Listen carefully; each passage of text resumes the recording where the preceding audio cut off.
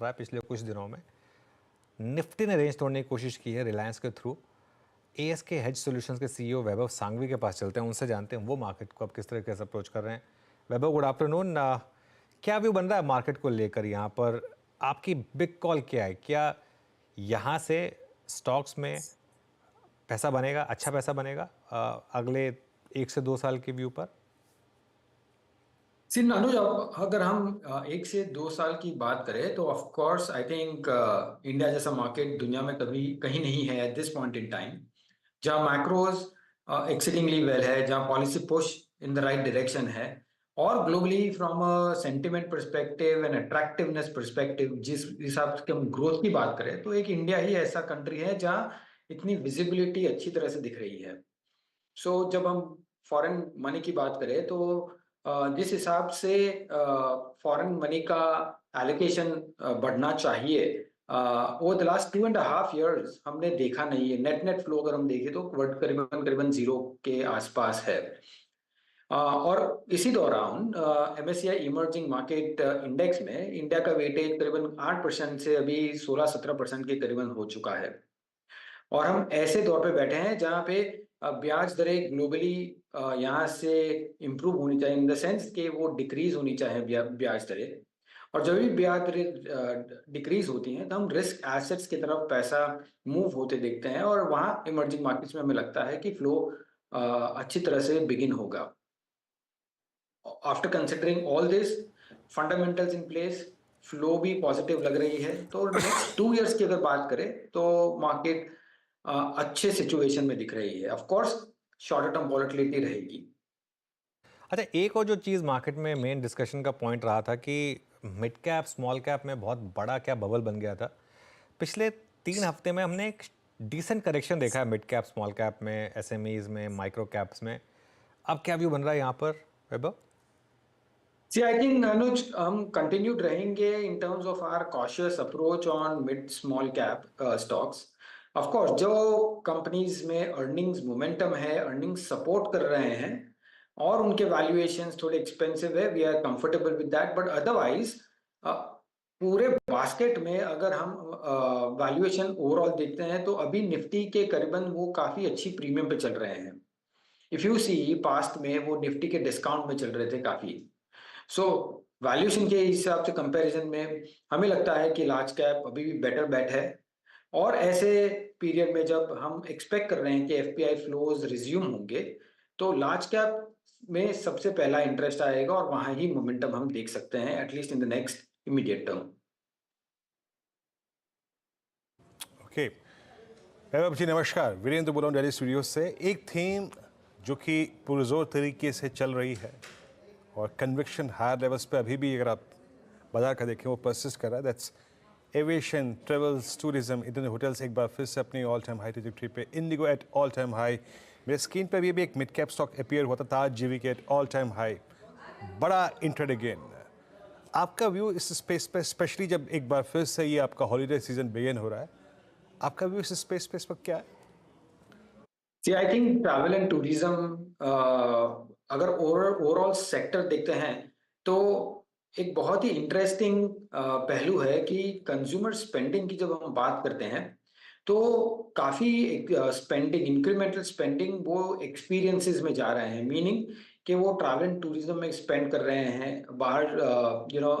Weather you call it as leisure tourism या whether you call it as spiritual tourism, हर एक किस्म के टूरिज्म में एक्चुअली पैसा जा रहा है rather than spending on patterns like consumer staples.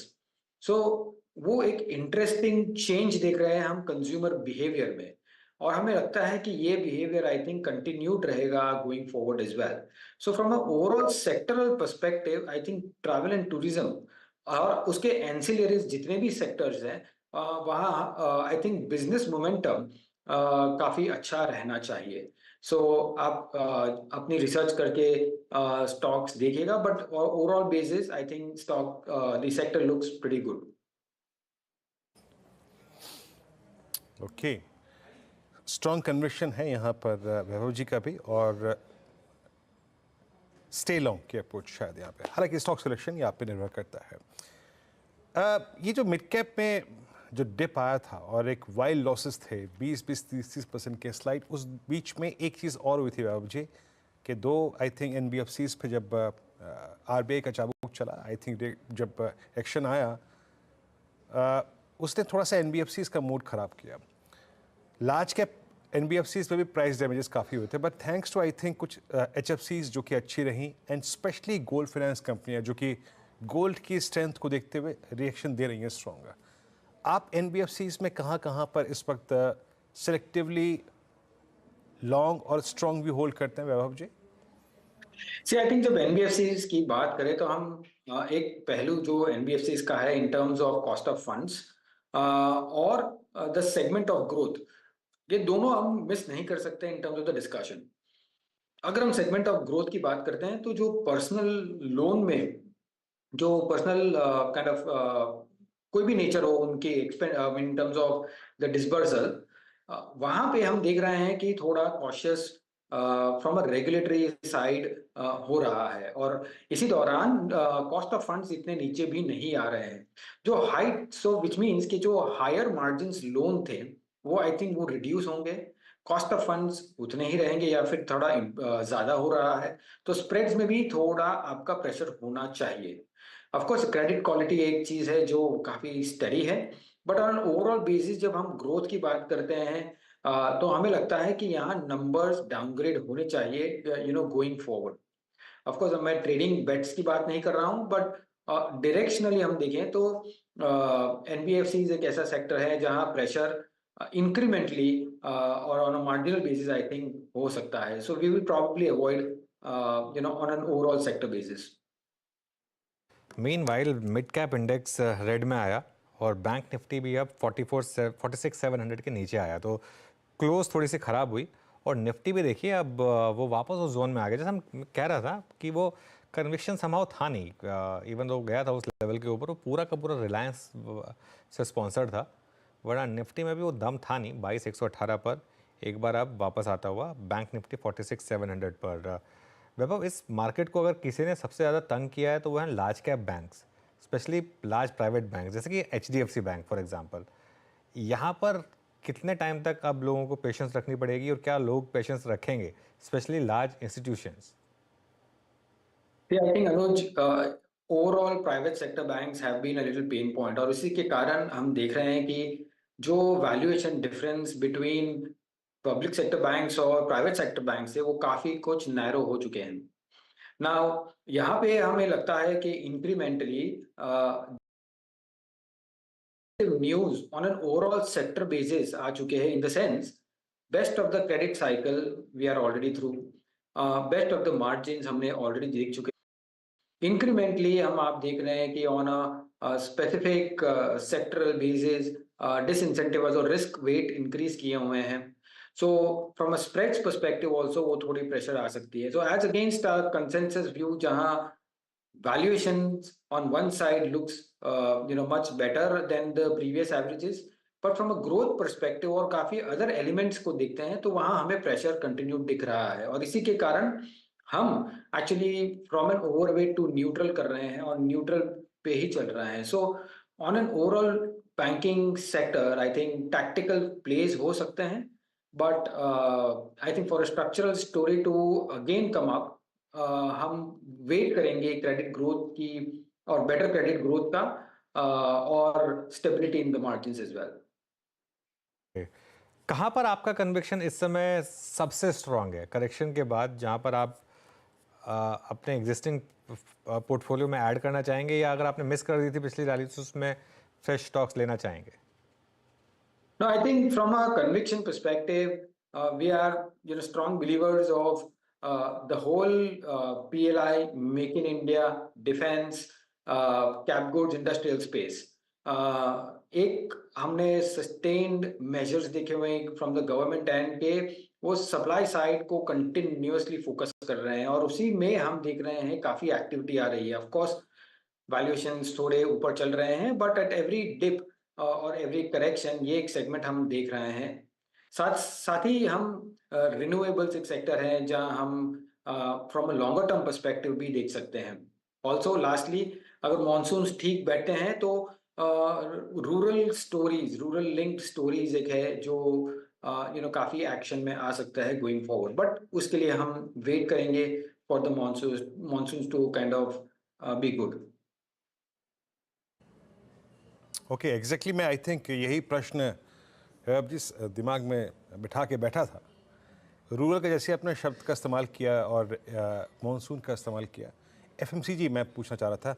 FMCG selectively Q3 में बहुत अच्छा रहा था और सेलेक्टिवली अगर आप देखें ख़राब भी रहा। I mean companies like HUL price damages हुए यहाँ पर, मैरिको, डाबर, वहीं ब्रिटानिया ने काफ़ी अच्छा किया, टाटा कंज्यूमर ने अच्छा किया, अब गोदरेज सीपी ने काफ़ी स्ट्रॉन्ग नंबर्स दिए थे।